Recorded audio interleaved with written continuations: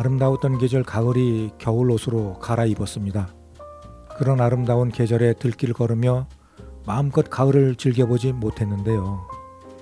그런 마음을 좀 잠시 달래는 시간으로 제시 한 편 읽으며 시작하겠습니다. 한줌 햇살이 왜 좋은지. 여기용. 고즈넉한 그곳에 햇살이 먼저 찾아왔다. 하루의 시작과 끝에 만나는 말과 말들, 때론 비수 같은 날카로움으로 나를 겨누고 번뜩이는 칼날 고추 세운다. 왜 무건이어야 하는지, 왜 면벽이어야 하는지 알 것만 같다. 바람도 숨죽인 처마 끝, 가을 햇살도 자지러드는 지금, 숨 멎을 듯 정적만 감도는 도량엔 또 다른 기다림이 머뭇거린다. 발소리 죽이고 기웃거리는 도량 모퉁이에 초겨울 햇살이 선뜩하게 내려앉는다. 기왓장 가득 피어난 이끼는 말 못했던 세월의 딱정이를 닮았다. 나와 같은 마음일까? 잠깐이지만 한줌 햇살이 왜 좋은지 알 것만 같다. 오늘도 잠시 마음을 쉬어가는 시간, 여기용의 문화가 산책, 노래 한 곡 듣고 시작합니다. 장민호가 부릅니다. 남자는 말합니다.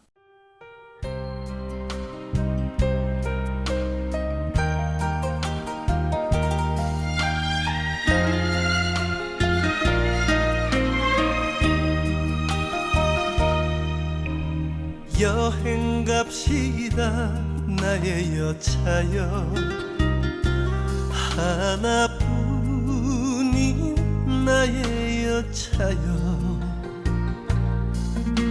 상처투성이 병이 들어버린 당신, 여행 가서 납대하리이다. 나란 사람 하나만 믿고 같이 살아온 바보같이 착한 사람아, 남자는 말합니다. 고맙고요, 감사해요. 오직 나만 아는 사람아.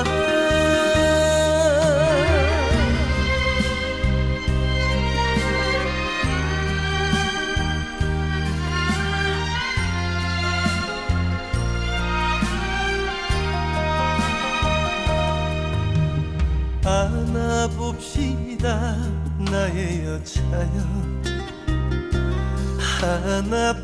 하나뿐인 나의 여차여. 고운 얼굴에 쓰여진 슬픈 이야기, 오늘 밤에 지워봅시다. 나란 사람 하나만 믿고 같이 살아온 바보같이 착한 사람아,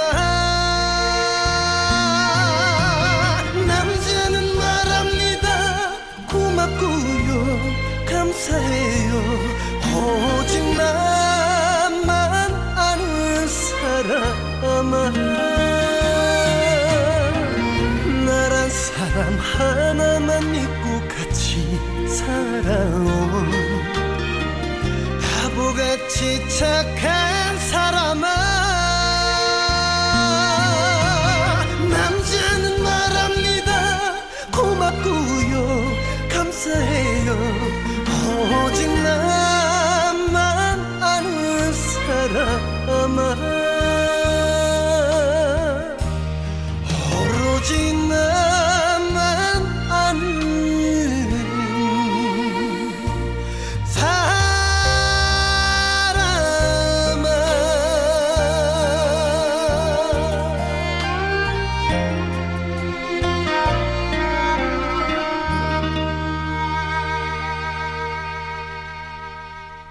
오프닝으로 소개해드린 시 한줌 햇살이 왜 좋은지, 이 시는 제가 오래전에 전라북도 완주에 있는 화암사를 찾았을 때 그 고즈넉한 풍경이 너무 좋아서 그 명부전 앞에 앉아가지고 따뜻한 햇살을 즐기면서 썼던 그런 시입니다. 방금 이렇게 읽어드리다 보니까 그때 제가 그곳을 방문했던 그런 생각들이 문득 눈앞에 아른거리고 기억이 되살아나네요. 지금 여러분은 세종 FM 98.9MHz 여기용의 문화가 산책을 듣고 계십니다. 올 가을을 지나면서 단풍을 보겠다고 가서는 제대로 보지 못하고 왔는데요. 그러다가 이런저런 일로 어딘가를 방문하고 그곳에서 정말 아름다운 단풍을 따로 보곤 했었습니다. 그러니까 마음먹고 가서는 제대로 못 봤다는 얘기예요. 지나는 길에 아름다운 단풍이 있으면 거기 들려서 잠깐씩 풍경을 즐기고 갔던 그런 기억이 있습니다. 제가 바빠서 그렇다기보다는 정상적인 계절을 벗어나서 단풍이 이때쯤 들었겠지 하고 가보면 들지 않고 아직도 한참 더 기다려야 되는 그런 나무, 그런 단풍들을, 그런 계절들을 많이 경험을 했습니다. 은근히 돌아서서 오는 발길에 날씨를 원망도 해보기도 했죠. 투덜투덜하기도 했습니다. 그런 마음 중에도 아름다운 단풍을 보면 괜시리 마음이 설레이고 얼굴이 붉어지는 이유는 뭘까요? 그렇게 숨어서 물든 단풍이 참 아름답고 또 예쁘더란 말입니다. 얼마 전에 대전 KT 인재개발원에서 교육 있어 갔다가 그곳 단풍이 너무 아름다워 점심시간에 둘레길을 다 돌았던 기억이 있습니다. 아무튼 그렇게 소리 없이 가버린 올 가을이 지금도 못내 아쉽습니다. 그런 마음을 안고 오늘 소개해드릴 시들은 세종시 심화루문학회 12집 속에 실려 있는 초대시를 읽어드릴까 합니다. 그 속에 있는 시들은 눈에 익은 시인들의 이름으로 발표된 시인데요. 하나하나가 그야말로 가슴에 남는 시가 아닌가 생각합니다. 자, 제일 먼저 소개해드릴 시는 김영춘 시인의 장마입니다. 한번 읽어보겠습니다. 장마, 김영춘. 줄기찬 비에 사람 사리가 잠기고 뚝이 터진다. 이곳저곳에서 도착하는 문자들이 한결같이 걱정을 향해서 있다. 자기 걱정도 있고 남의 걱정도 있다. 그러고 보니 가난한 사람들에겐 걱정을 하면서 살아가는 일이 생활인 듯 하고 수심 어린 얼굴이야말로 제법 괜찮은 인간의 모습인 것도 같다. 이런 이야기는 어디선가 여러 번 비슷하게 들어왔으련만 장마 앞에 서서야 내 것이 되고 있다. 걱정이야말로 가난한 자의 몫이 분명하겠다만 이 사람아, 그대가 설령 가난 속에 있다 하더라도 제대로 가난하기란 쉬운 일이 아니라네. 제 걱정 중에 남의 걱정을 아무나 할 수 있겠나? 장마가 들려주고 간 귀의 말이었다. 제 경험으로는 같은 시를 읽고도 생각하는 범위가 각자 다르다라는 겁니다. 그래서 늘 조심스럽게 말씀을 드리게 되는데요. 시를 읽고 마음속에 와닿는 느낌은 독자의 몫이라는 것을 알면서도 어떻게 하면 작가의 의도를 들여다볼까 고민하는 것이 또 독자로서 가져야 할 마음 자세가 아닌가 싶기도 합니다. 방금 읽어드린 김영춘 시인의 시 장마도 그런 의미에서 다양한 메시지를 담고 있는 듯 느껴지는데요. 제가 느낀 시 속의 장마는 시의 홍수를 생각하게 합니다. 한 달에 몇 권씩 배달되어 오는 시집들의 홍수를 보며 여름 장마를 연상하게 합니다. 제가 처음 시를 쓰고 배우며 많은 책들을 읽었는데요. 세월이 지나고 지금 기억에 남는 것은 그리 많지 않습니다. 다만 시를 보는 눈이 조금 밝아졌다고 할까요? 지나고 보니 참 고마운 시간이었던 것 같습니다. 이어서 읽어드릴 시는 김일호 시인의 실종입니다. 실종, 김일호. 그 많던 길고양이는 어디 가고 쥐넘는 밥그릇 앞에 까치들만 떼지어 날아와 체면국인 싸움질이다. 아직은 붉은 핏기 그대로인데 소슬바람에 장미꽃 비 내리고 설익은 개복숭아 뚝뚝 떨어져 길 잃은 늙은이가 주저앉은 앞길 그 낮은 곳으로 뒹군다. 때가 되면 사람도 가고 사랑도 가고 붙잡지 못한 세월 유수 같겠지만 더러 뒤돌아오는 길도 있을 것이니 흘러가 버린 아까운 시간도 희미해져가는 곱던 얼굴도 잊어버린 정겨운 이름도 그저 실종으로 남겨둔 채 비틀거리는 5월 걸음을 재촉한다. 무수하게 보냈던 그런 시간과 사람도 어디로 간 건지 모르는 실종 상태가 되었습니다. 흔적없이 실종되어 버린 시간 속에서 눈에 뜨이는 것은 세월이 남긴 주름살 뿐이죠. 그것을 볼 때마다 정신이 아득해지고 눈앞이 캄캄해지는데요. 이런 현상은 나이 들면서 당연히 드는 서글픈 생각이 아닌지 모르겠습니다. 세월 속에 실종되어 버린 것이 아니라면 찾아다가 원래대로 해놓고 싶은 그런 마음입니다. 다음에 읽어드릴 시는 김혜식 시인의 시 고비를 가는 길입니다. 고비를 가는 길, 김혜식. 감숙성 지날 때 죽어서 한 줄 시가 된 몽골 아비들의 울음, 위그르족을 울며 읽는다. 실핏줄 툭 터지는 통곡의 고비, 서한 난주 장애 돈황, 낯선 지명을 밤새 달려도 기차는 닿지 않고 행갈이 되지 않는 시 칸칸 끌려가며 장시를 읽는다. 울먹울먹 가다서다 반복하는 아비에 대한 한 줄시 고비를 지나 천산남로 천산북로 갈림길 한 번 들어서면 나오지 못한다는 타클라마칸에서 밑줄 하나 긋고. 요즘에는 시를 쓰기가 참 좋은 환경입니다. 잠깐이라도 머리 식힌다는 핑계로 들녘이나 강가 혹은 산으로 잠시 나가볼 기회가 많이 있거든요. 거기다가 마음만 먹으면 세계 어디든 여행이라는 이름으로 다닐 수 있으니까요. 그 속에서 보고 느끼는 감정과 기분을 글로 남길 수 있으니 얼마나 좋은 시대에 살고 있는지 모릅니다. 방금 읽어드린 김혜식 시인의 시 고비를 가는 길도 여행 중에 느낀 점을 시로 쓰신 것 같습니다. 중국의 끝자락 고비 사막을 여행하며 거기서 보이는 풍경과 사람들의 모습을 시적 영감을 받아 쓴 그런 시라고 생각을 합니다. 시는 정해진 대상이 없습니다.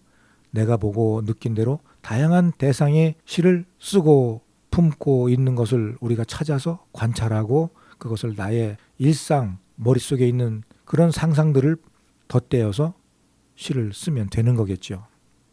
시를 읽으며 메마른 사막의 건조한 일상이 느껴지는 것은 그런 심상으로 쓴 시라서가 아닌가 싶습니다. 자, 여기서 잠시 쉬며 노래 한 곡 듣습니다. 조정민이 부릅니다. 내 거 해줘요.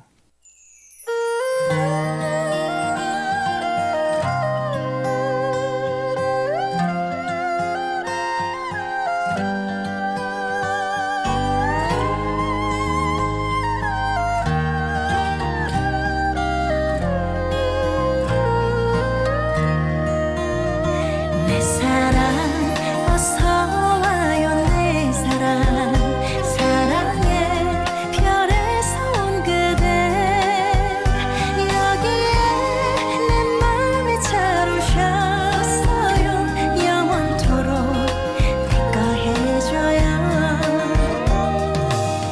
우리는 어떤 인연이길래 어쩌다 내 눈에 띄고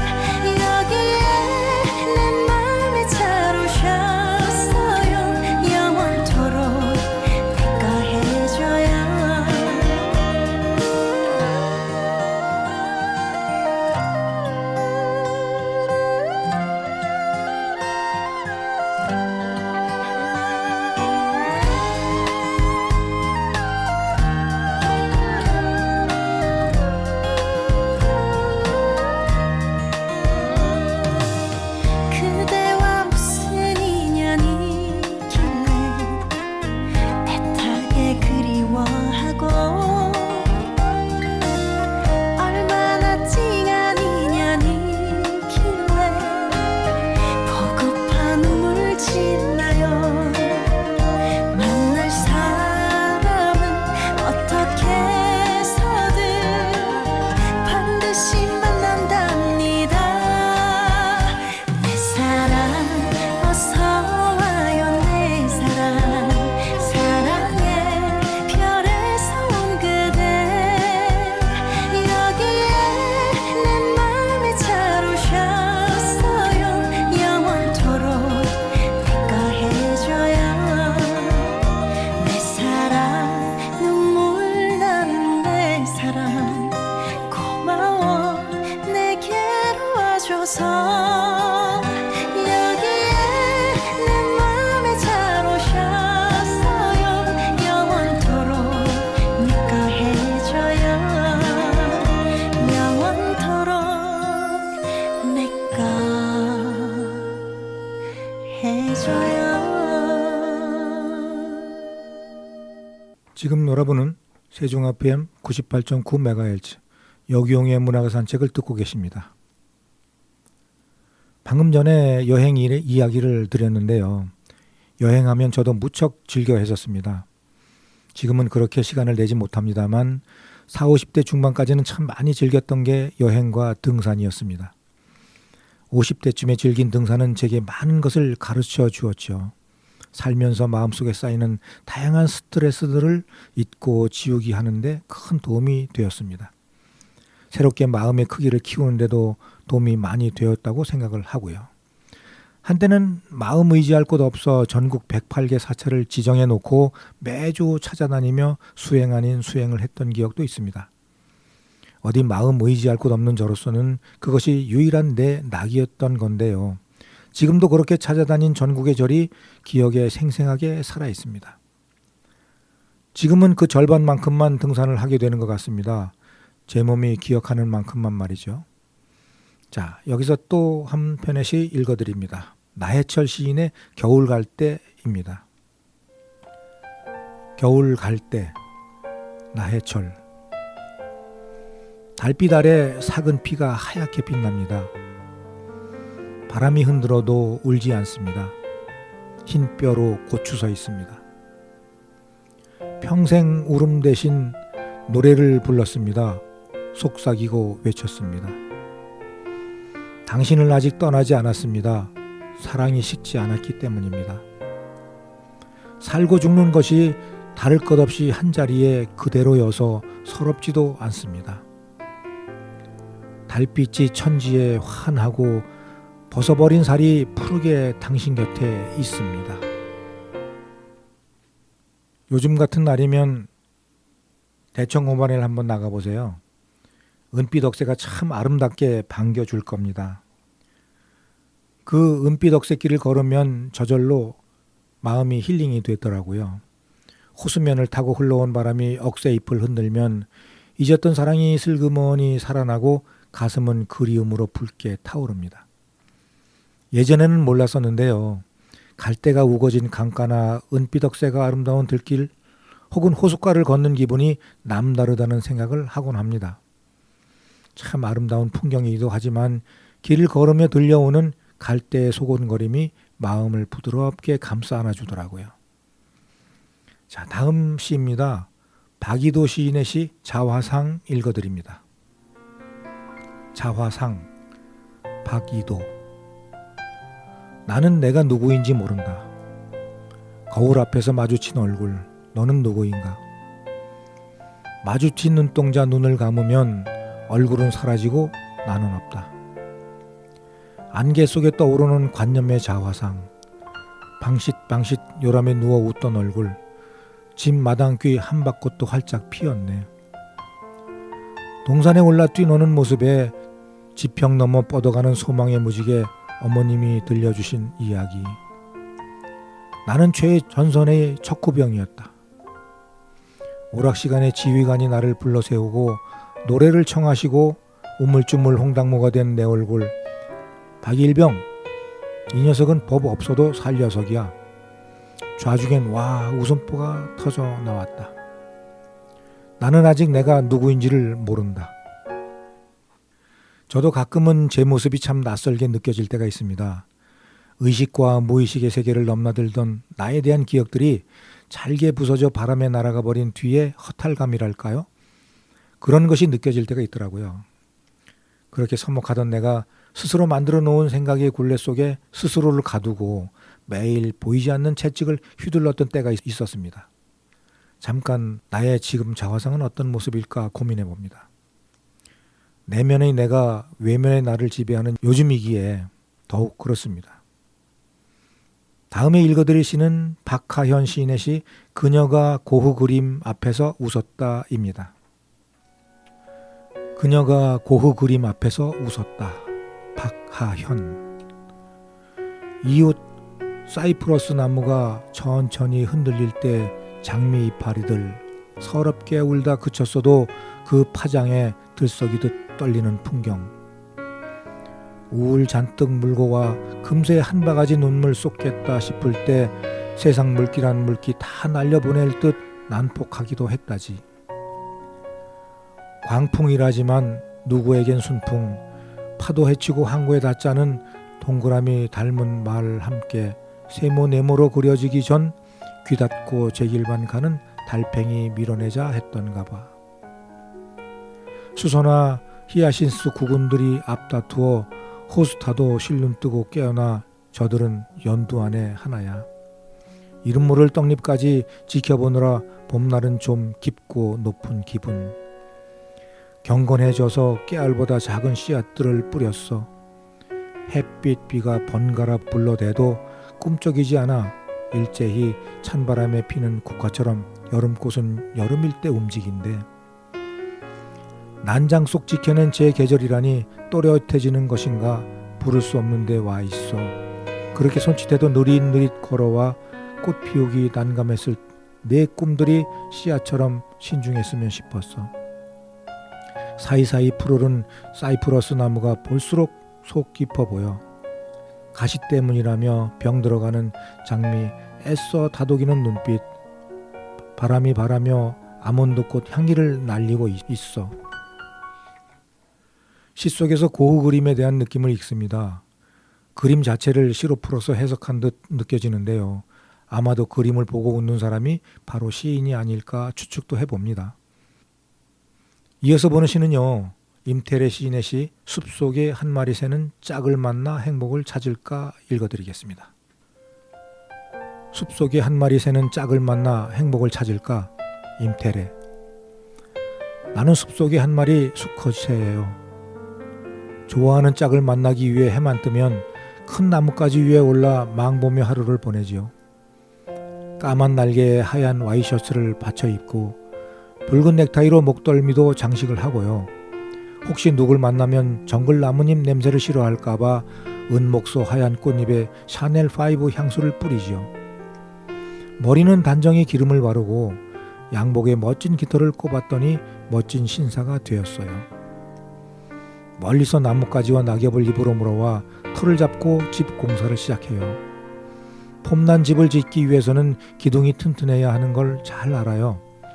기둥은 중력을 딛고 꿋꿋하게 일어서는 수컷의 심벌이나 척추인 셈이죠. 돌가루로 만든 아파트보다 튼튼하다고 볼 수 없어도 시원한 바람이 들고 꽃과 나무들이 축복하는 숲속의 집이죠. 사랑을 방해하는 걸쩍거리는 잔가지와 돌멩이는 끌어내서 바닥을 다져 행복 보금자리를 꾸미죠. 인간들이 그렇게 아파트나 집에 집착하듯 우리도 집은 자존심이나 다름없기 때문이에요. 이제는 짝을 하우스로 초대하기 위해서 멋진 날개를 달고 흔들며 환영식을 열어야죠. 다리는 쭉 펴 고추 서서 발레를 하듯 빙 돌며 춤을 추고요. 세상에서 가장 아름다운 목소리로 짝을 유혹하죠. 세상에 영원한 것은 아무것도 없다고 했어요. 이렇게 한순간이라도 누군가를 기다리며 사랑을 꿈꾸는 게 제일 큰 행복이란 걸 아실 거예요. 오늘은 가장 화려한 옷을 입고 당신의 관심을 차지해야 해요. 그래야 당신이 다른 곳에 눈을 돌리지 못하지요. 단지 후손 번식이나 욕정을 채우려는 섹스만은 아니에요. 제우스가 인간이 두려워 자웅동체인 인간을 갈라놓은 후 갈라진 정자와 난자의 필사적인 욕망의 도킹은 시작이 되었다고 들었어요. 새라고 인간보다 덜하지는 않아요. 비바람과 정글 속 위험을 뚫고 오랜 세월 동안 기다리며 그리움의 성욕을 불태워왔지요. 꿈 찾아 사랑 찾아 님 찾아 짝에게로 달려가죠. 인간 보기에 눈 깜짝할 새들의 정사일지 몰라도 황금의 눈 멀어 사랑을 속이고 의리를 버리는 인간의 철새보다 짝새들의 사랑이 세상에서 가장 아름다운 순정의 화신이니까요. 새 다큐를 보는 동안 등이 가려운 걸 보니 내 어깨에도 날개가 돋나 봐요. 이제 저도 숲으로 날아가는 새처럼 행복 찾아 떠나야겠어요. 좀 긴 시인데요. 읽으며 따라가는 생각이 한 마리가 새가 됩니다. 숲속의 새가 나뭇가지로 집을 짓고 짝을 불러 집을 소개하고 사랑을 고백합니다.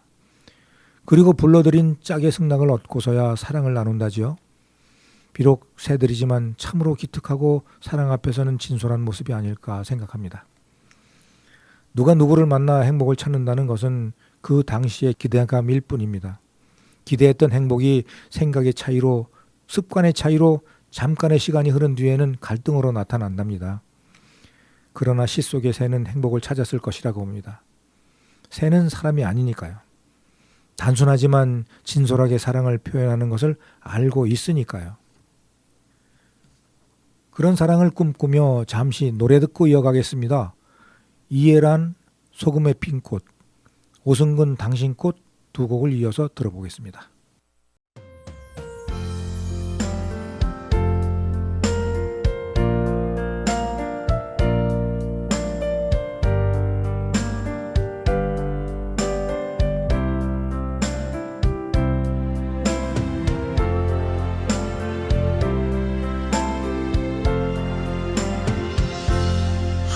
함께했던 바닷가 너와 나의 추억인가 수평선이 그대라면 등대불은 나였을까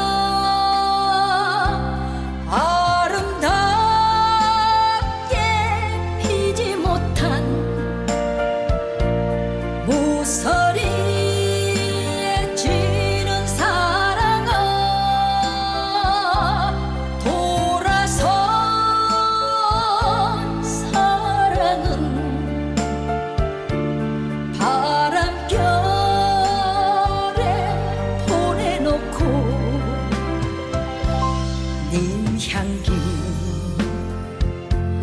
피던 곳 그대 떠난 빈자리엔 나만 울리네.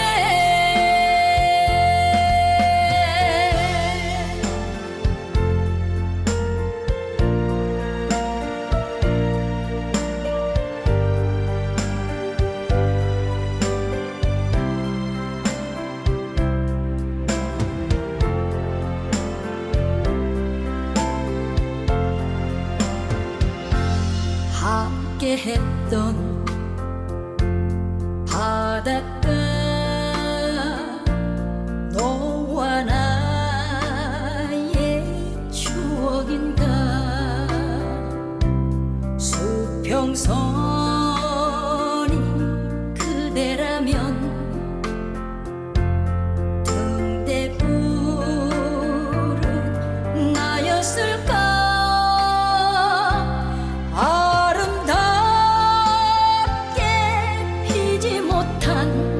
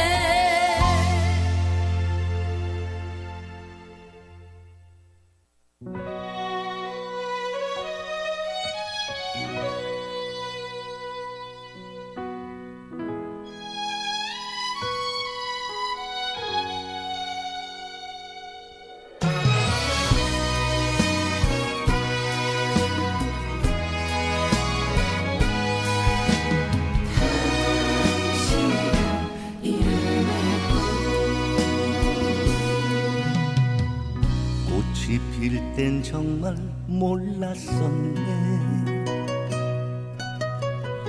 꽃이 지고서야 알았네.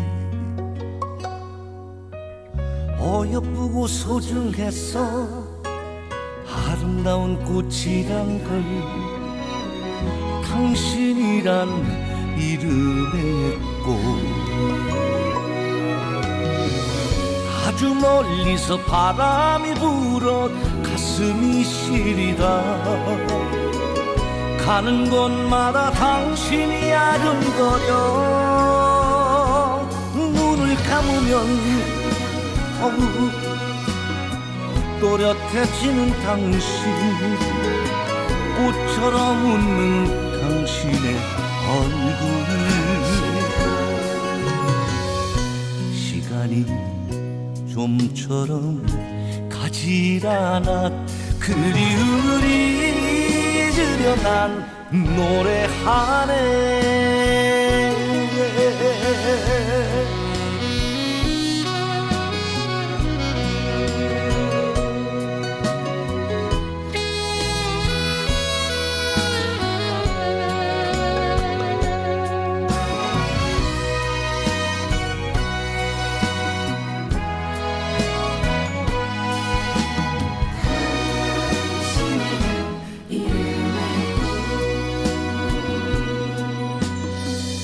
꽃이 필 땐 정말 몰랐었네. 꽃이 지고서야 알았네.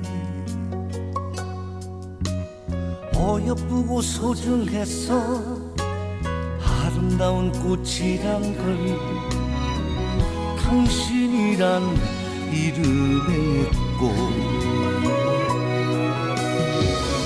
아주 멀리서 바람이 불어 가슴이 시리다.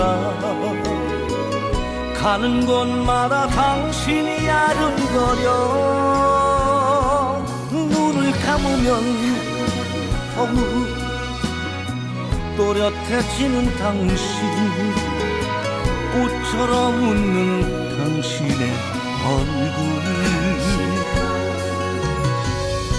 시간이 좀처럼 가질 않아 그리움을 잊으려 난 노래하네.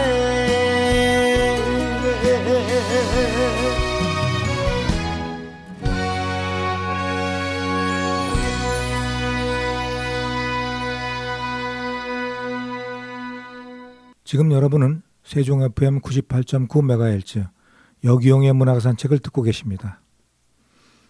이어서 읽어드릴 시는 임하초 시인의 기차를 타고 읽어드리겠습니다. 기차를 타고. 임하초. 바람이 따스하게 불어오면 기차를 타고 스치는 차창밖 풍경을 따라 밀려오는 추억 따라 떠난다.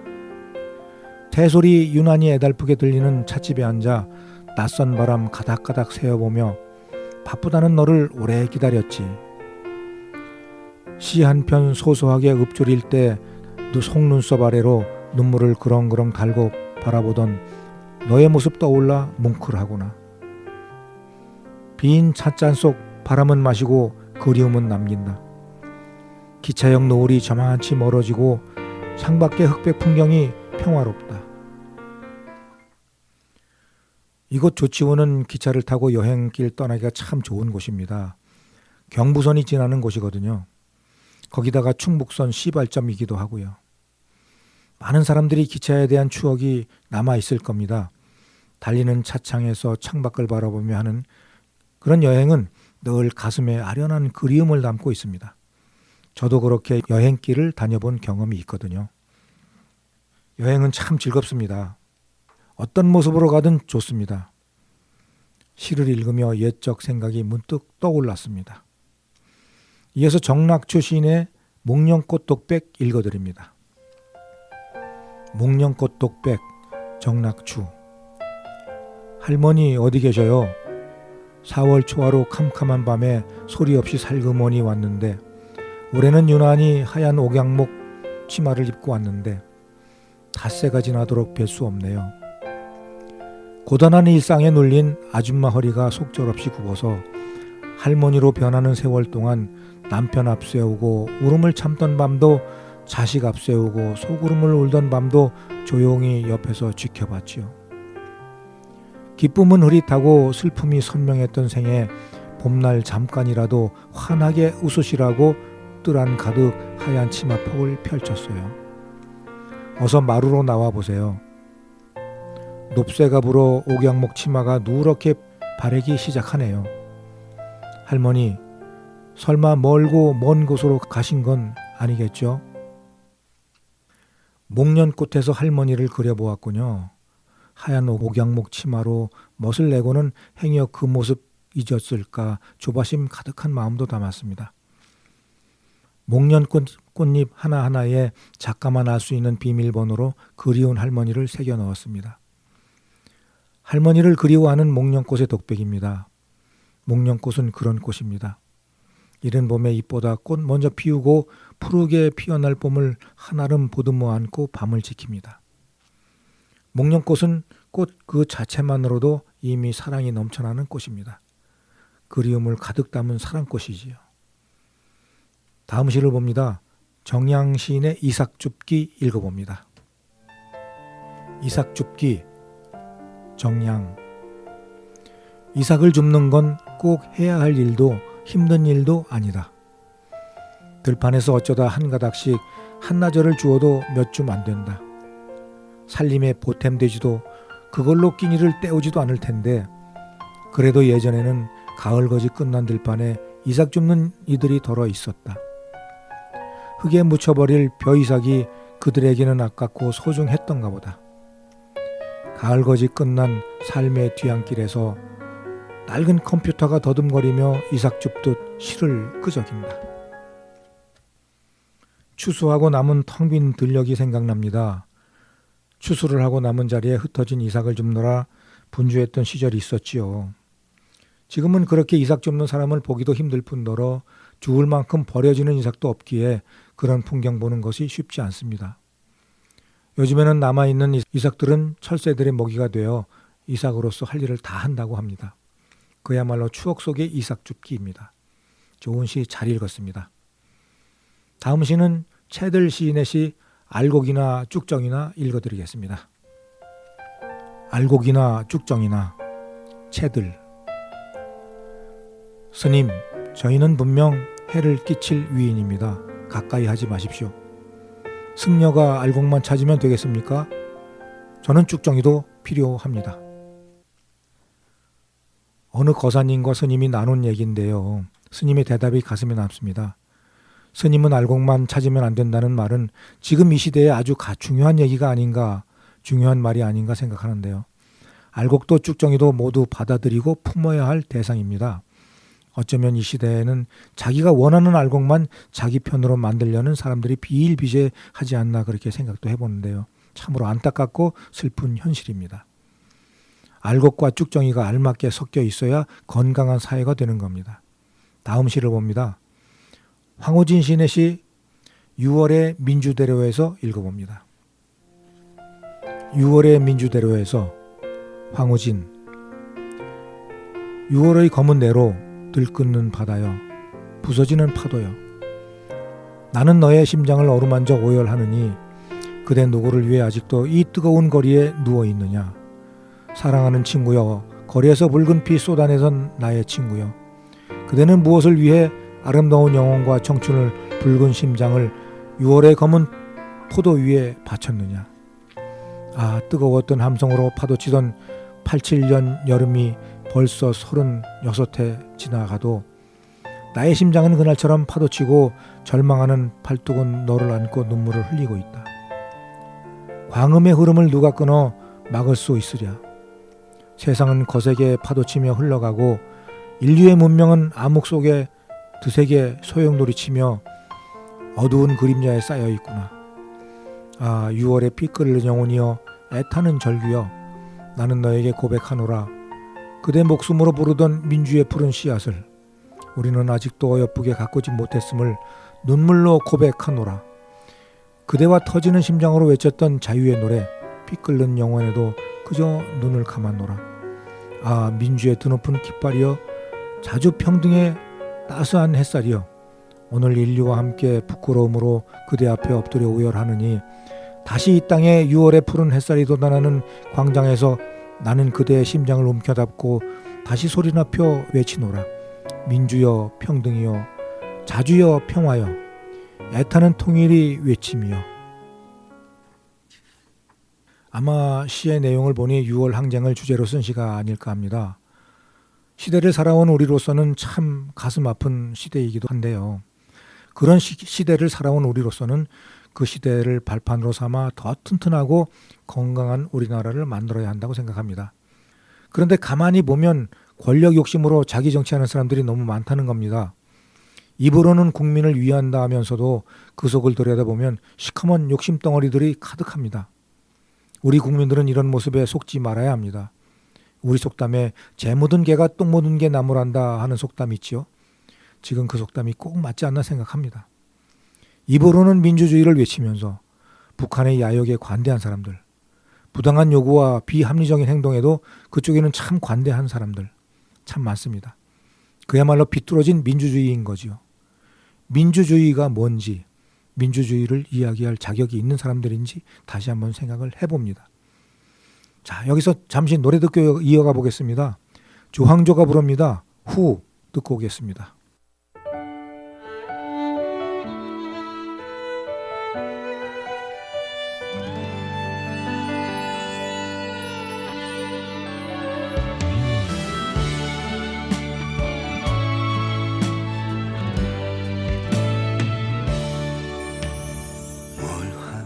사는 네가 낯설어져가 영원할 듯한 우리였는데 잘 지내냐는 흔한 안부조차도 모를 수 없는 눈물 나는 사랑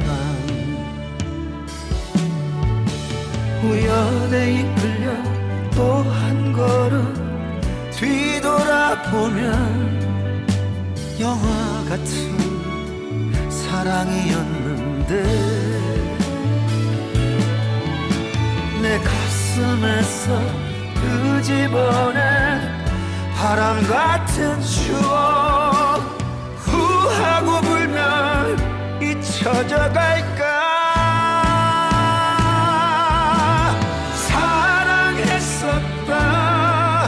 너만 사랑했었다 나는 다시 그 말뿐이다 네가 주고 간 이 지독한 그리움 우리 다시 사랑할 수 있을까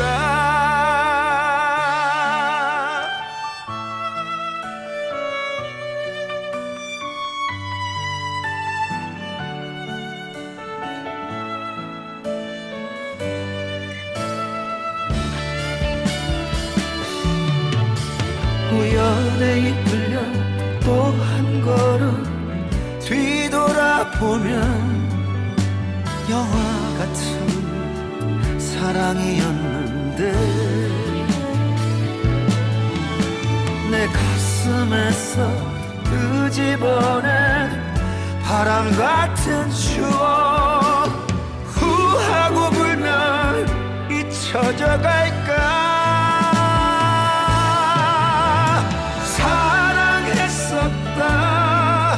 너만 사랑했었다 나는 다시 그 말뿐이다 네가 주고 간 이 지독한 그리움 우리 다시 사랑할 수 있을까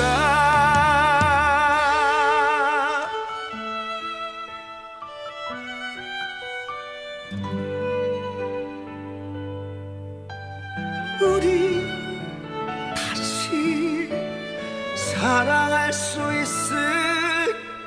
있을까? 지금 여러분은 세종 FM 98.9MHz 여기용의 문화가 산책을 듣고 계십니다. 마지막으로 소개해드릴 시는 시마로 시 속에 있는 시는 아닙니다만 의미 있게 쓰신 시가 하나 있어서 제가 소개해드릴까 합니다. 원래는 수필가신데 시도 제법 잘 쓰시는 분이신데요. 민금이님께서 보내주신 시 한 편 소개해드릴까 합니다. 제목은 노을빛 편지인데요. 읽어봐 드리겠습니다. 참고로 민금이 수필가님은 제 방송 112회에 게스트로 나와주셨던 수필가님이십니다. 이제부터 시를 조금씩 써보겠다고 하셔서 써보라고 했더니 제게 보내온 시입니다. 여기에 덧붙여서 노래까지 보내오셨는데요. 직접 쓰신 노을빛 편지를 가사로 해서 AI가 불렀다고 합니다. 그 노래는 여기서 직접 소개해드리지는 못하겠고요. 다음에 기회 있으면 들려드리도록 그렇게 하겠습니다. 노을빛 편지 민금희. 어느 가을날 당신의 잔잔한 눈웃음으로 음울했던 내 일상에 넓게 퍼진 붉은 여운을 느꼈습니다. 어느새 소곤소곤 주고받는 일상이 생기를 머금고 빛을 발하고 있었습니다. 나를 가만히 바라보는 당신은 외로움을 겪은 자만이 알 수 있는 공감의 눈짓으로 내 앞에 서서 붓꽃처럼 수줍게 웃었지요. 아, 노을을 함께 보러 가기로 한 당신은 노을을 닮았습니다. 네, 느낌을 시로 표현하셨는데 참 잘 썼다는 생각을 합니다. 아름다운 사람은 얼굴이 아름답지 않습니다. 따뜻한 마음과 사랑으로 품을 수 있는 넓은 품이 있는 사람이 진정으로 아름다운 사람입니다. 우리는 그렇게 품이 넓은 사람으로 마음이 따뜻한 사람으로 살아가야 할 것입니다. 오늘의 끝곡으로 이명웅의 별빛 같은 나의 사랑아 들으며 이 시간 마치겠습니다. 지금까지 애청해 주셔서 감사합니다.